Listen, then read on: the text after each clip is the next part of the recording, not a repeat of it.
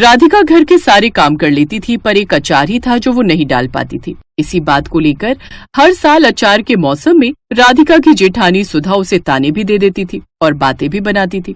इस साल भी आम का मौसम आया, घर में अचार डालने की बात हुई तो सुधा राधिका को ताने मारने से नहीं चूकी। घर के काम पड़े हैं और ऊपर से अचार डालने के लिए आम आए हुए हैं। एक तो इस घर में अचार की सारी तैयारी मुझे ही करनी पड़ती है। अभी घर के काम निपटा लूं या फिर अचार बनाने की तैयारी करूं?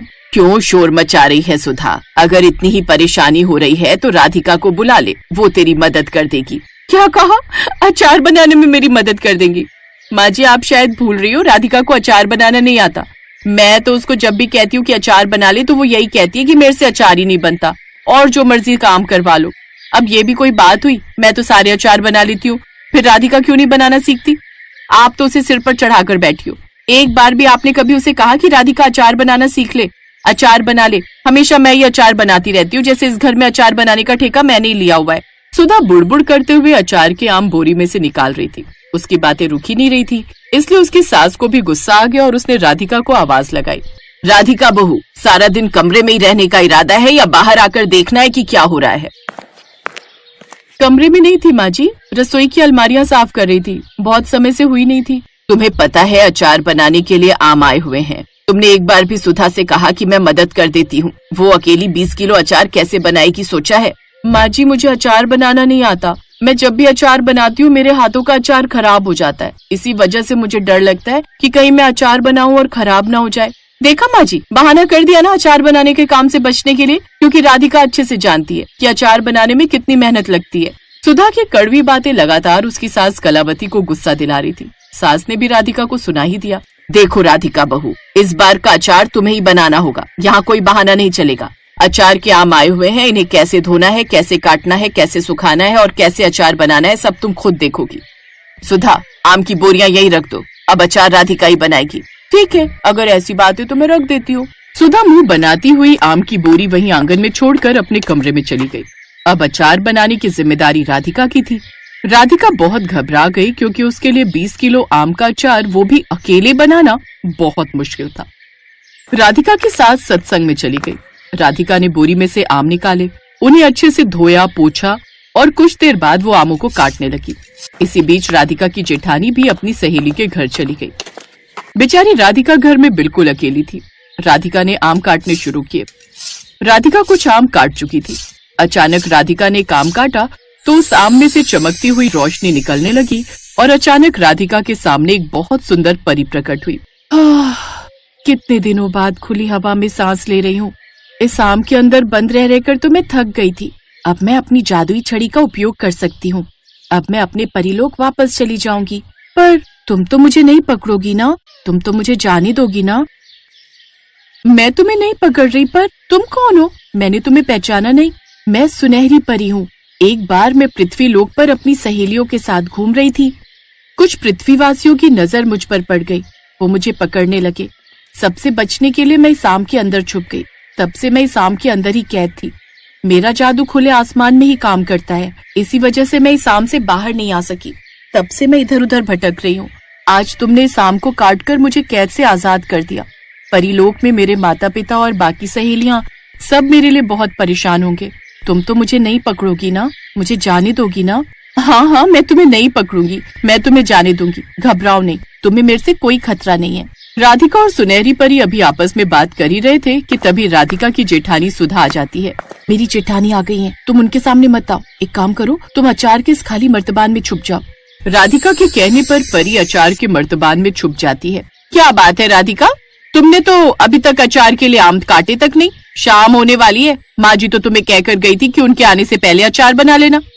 मुझे नहीं लगता कि तुम अचार बना पाओगी। वैसे मैंने आज तुम्हें अच्छा फंसाया। तुम्हें अचार बनाना नहीं आता और तुम ये अचार बना नहीं पाओगी।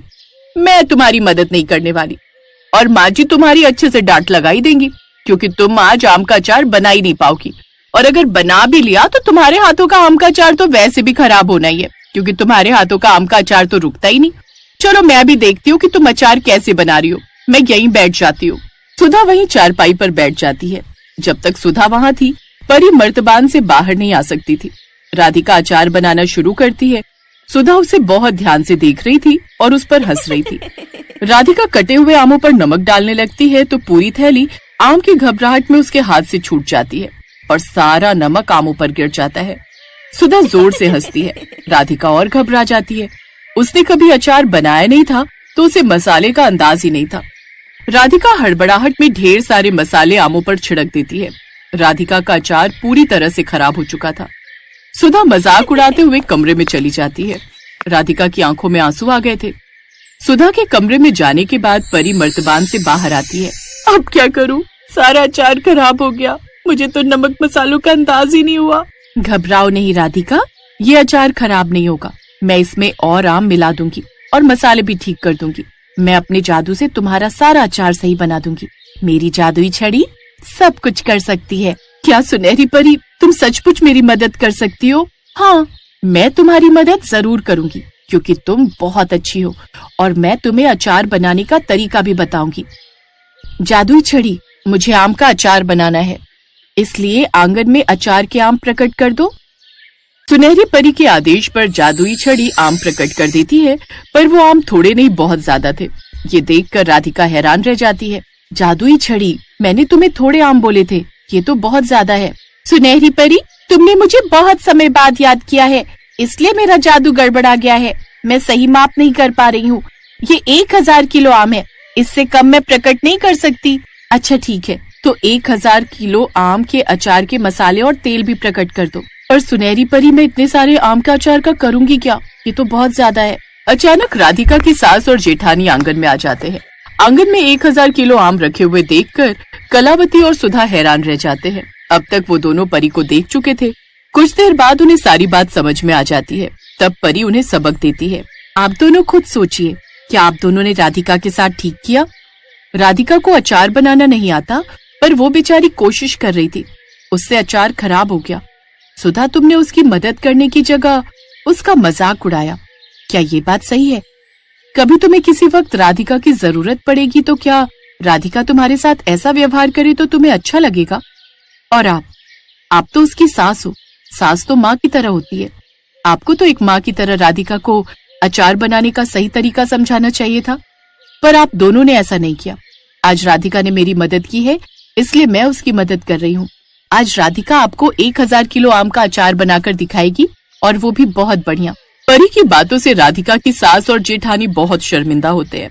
राधिका उनके सामने मेहनत और हिम्मत के साथ 1000 किलो आम का अचार बनाना शुरू करती है। अब उसकी सास और जेठानी भी उसकी मदद करने लगी, क्योंकि उन्हें अपनी गलती का एहसास था। कुछ ही समय में राधिका की मेहनत रंग लाती है और वो 1000 किलो आम का अचार बनाकर तैयार कर देती है। परी की बातों से राधिका की सास और जेठानी को समझ आ गया था। सुनहरी परी वापस परी लोक चली जाती है। उस दिन के बाद राधिका की सास और जेठानी दोनों ने कभी भी उसके साथ बैर भाव नहीं किया। सीमा के पिताजी सब्जी बेचते थे। उनकी तबीयत अक्सर खराब रहा करती थी। इस कारण शाम के समय सीमा उनका काम संभाल लेती थी।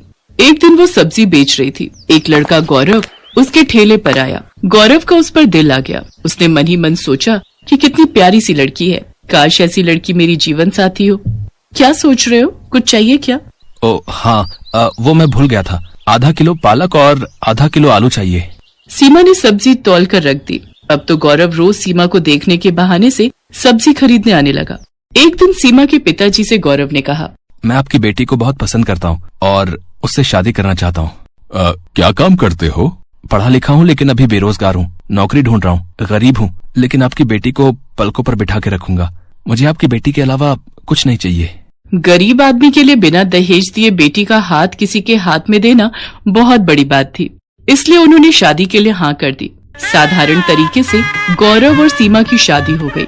आओ बहू, हमारे घर में तुम्हारा स्वागत है। सीमा ने चारों तरफ देखा। गौरव का घर ज्यादा बड़ा तो नहीं था, मगर हाँ, उसके घर से अच्छा था। उसने सरला के पैर छुए तो सरला ने ढेरों आशीर्वाद दिए। कुछ दिनों बाद गौरव को एक प्राइवेट नौकरी मिल गई, लेकिन कुछ ही महीनों बाद वो छूट गई। ऐसे कैसे काम चलेगा गौरव? कुछ काम तो करना ही पड़ेगा। बोलो क्या करूं सीमा? है पकोड़े तलूं? डिग्रियां लेकर भी कोई जॉब नहीं मिल रही, और जो मिलती है महीने 2 महीने बाद छूट जाती है। बहू, जमा जोड़ा सब खत्म हो चुका है। इसकी नौकरी से भी क्या गुजारा है। इतने खर्चे हैं गृहस्थी के, ये भी बेचारा क्या करे। जानती हूँ माँ जी, ये भी परेशान है, लेकिन अगर ज्यादा नहीं तो थोड़े पैसों में ही कर ले। साग सब्जी का तो खर्चा निकल ही आएगा। कुछ दिनों बाद गौरव को जॉब मिल गई, लेकिन सैलरी केवल 8,000 रुपए थी। इस समय पैसों की बहुत जरूरत थी, इसलिए उसने हाँ कर दी। बहू, आज खाने में क्या बनाया है? कुछ नहीं माँ जी, घर में कोई सब्जी नहीं है। मैं सोच रही थी कि मैं घर आऊं, पापा 2-4 दिन की सब्जी तो रख ही देंगे हमारे लिए। नहीं बहू, ऐसे अच्छा नहीं लगता। वैसे भी क्या कहेंगे कि खर्चा खत्म हो जाता है तो बेटी को हमारे यहाँ भेज देते हैं साग सब्जी लेने। ठीक है तो माँ जी, रोटी बना दी है, मेरी मम्मी ने थोड़ा अचार दिया था, उसी से खा लेंगे। वैसे भी सब्जी के लिए पैसे नहीं है, गौरव की सैलरी भी महीने के आखिर में मिलेगी। सीमा ने खाना परोस दिया, थाली में रोटी और अचार रख दिया। अरे आज तुमने सब्जी नहीं बनाई है क्या? सब्जी के लिए पैसे नहीं है गौरव, कुछ दिन अचार से ही खानी पड़ेगी रोटी। बहू, ये अचार तो बहुत ही लाजवाब है, ये किसने बनाया? मेरी मम्मी बनाती है माँ जी, वैसे मैं भी बना लेती हूँ। आपकी सैलरी मिल जाए तो तुम भी ये अचार जरूर बनाना, सच में बहुत बढ़िया लग रहा है। मेरी मम्मी कहती है अगर एक समय को सब्जी ना मिले तो अचार से रोटी खाई जा सकती है। अरे बहू, इतना स्वादिष्ट अचार मिले तो मैं हर समय अचार के साथ ही रोटी खाऊं। उसके कुछ दिनों बाद सीमा अपनी सास से कहती है, माँ जी कुछ नींबू रखे थे, मैंने उनका अचार बनाया है, जरा ये भी चख कर बताओ। सच में लगता है जादू है तुम दोनों माँ बेटी के हाथों में, जो कोई खाए उंगलियां चाटता ही रह जाए। एक बात कहूँ जी? हाँ कहो सीमा। क्या ये वो लगा रखा है? ठीक से कहो, क्या कहना चाहती हो? मैं सोच रही थी इस तरह के अचार बनाकर बेचना शुरू कर दूं। वैसे भी हम दोनों सास बहू घर में सारा दिन खाली तो बैठे रहते हैं, इस बहाने हमारा समय भी कट जाएगा और हमारी आमदनी भी हो जाएगी। तुम तो बड़ी समझदार हो बहू, लेकिन मुझे अचार बनाना नहीं आता। गौरव अगर हाँ कहे तो फिर मैं आपको सब सिखा दूंगी। ठीक है, इस महीने की सैलरी आने दो, फिर तुम अचार बना लेना, ठीक है? सीमा खुश हो गई, वो 1 तारीख का इंतजार करती रही। गौरव की सैलरी मिलते ही वो कुछ अचार के मसाले, आम, गाजर, मूली, नींबू खरीद लाई और फिर दिखा दी अपनी कारीगरी। उसने अपनी सास की मदद से कई तरह के खट्टे मीठे अचार बनाए। अचार तो बन गया सीमा, लेकिन तुम इसे बेचोगी कहाँ? ये तो हमने सोचा ही नहीं। हम ये अचार बाजार में बेचेंगे, और कहाँ बेचेंगे। और दोनों सास बहू अचार के डिब्बे लेकर बाजार में चली गईं। अचार ले लो, अचार आम का लो, नींबू का लो, गाजर मूली का लो। तभी एक औरत उनके पास आती है और कहती है, बहन जी कैसे दिया ये अचार? 80 रुपए किलो है। ये तो बहुत सस्ता है, 30 रुपए किलो तो आम ही हो रहे। इसकी तो खुशबू से ही मुंह में पानी आ रहा है, पता नहीं खाने में कैसा होगा। पहले चख कर देखिए फिर खरीदिए। वाह वाह, मजा आ गया, जैसी खुशबू वैसा अचार। लाओ 1 किलो दे दो, हमारी बहू प्रेग्नेंट है, खाएगी तो उसका मन अच्छा हो जाएगा। उस दिन उनका सारा अचार बिक गया। सास बहू दोनों के चेहरे खुशी से खिल गए। वैसे ज्यादा फायदा नहीं हुआ था क्योंकि अचार उन्होंने सस्ते में बेचा था, लेकिन एक उम्मीद की किरण नजर आई कि उनका काम चल निकलेगा। अगले दिन सीमा सरला से कहती है, माँ जी आप सब्जियां काटिए, तब तक मैं मसाला बनाती हूँ। बहू आज कुछ ज्यादा अचार बनाएंगे। और वो हर हफ्ते अचार बनाकर बेचने लगी और अब अचार ज्यादा बिकने लगा। सीमा ने सरला से कहा, माँ जी मेरे मन में एक विचार आ रहा है। बाजार और दुकान पर हमारे ग्राहक बढ़ते जा रहे हैं, लेकिन हमारी कोई पहचान नहीं है। क्यों ना हम अपने अचार को कोई एक पहचान दे? वो कैसे? वो ऐसे, अब हम अपना अचार खुला नहीं बेचेंगे, अब हम उसको खुद तोलकर 1 पाव, आधा किलो और 1 किलो के डिब्बे में पैक करेंगे। इसका एक नाम होगा, सास बहू का अचार। हम इसे थोक की दुकानों तक पहुंचाएंगे। देखना, अगर ऐसा होगा तो हम सास बहू छा जाएंगी। लगता है मुझे भी नौकरी छोड़कर सास बहू की अचार फैक्ट्री में काम करना पड़ेगा। ये विचार भी बुरा नहीं है, पहले दुकान उसके बाद फैक्ट्री। वाह, हम लोग बहुत अमीर हो जाएंगे, है ना माँ जी? चलो चलो, सपने देखना छोड़ो और अब काम पर लग जाओ, तभी सपना सच होगा। सुना है तुम दोनों बहुत अच्छा अचार बनाती हो, क्या हमें भी सिखा दोगी? हाँ सरिता, बिल्कुल सिखा देंगे। हमने अपनी दुकान खोली है जिसका नाम रखा है सास बहू का अचार। तुम अपने साथ और लड़कियां और बहुओं को भी ले आना, इसी बहाने वो भी अचार बनाना सीख लेंगी और हमारे यहाँ पैकिंग का काम कर लेंगी। इसके बदले हम उन्हें पैसे देंगे। अच्छा, फिर तो मैं कल ही 8-10 लड़कियों का इंतजाम करती हूँ। अगर मेहनत सच्ची हो तो दिन बदलने में समय नहीं लगता। सास बहू अचार की दुकान एक छोटी सी फैक्ट्री में बदल गई। गौरव ने अपनी जॉब छोड़ दी। अब वो अपनी गाड़ी से मार्केट में अचार सप्लाई करने लगा। माँ मैं तो हिम्मत हार गया था, लेकिन तुम और सीमा अचार के बिजनेस को इतनी ऊंचाइयों पर ले जाओगी, मैंने तो कभी सोचा भी नहीं था। बेटा, ये सब सीमा की मेहनत का नतीजा है।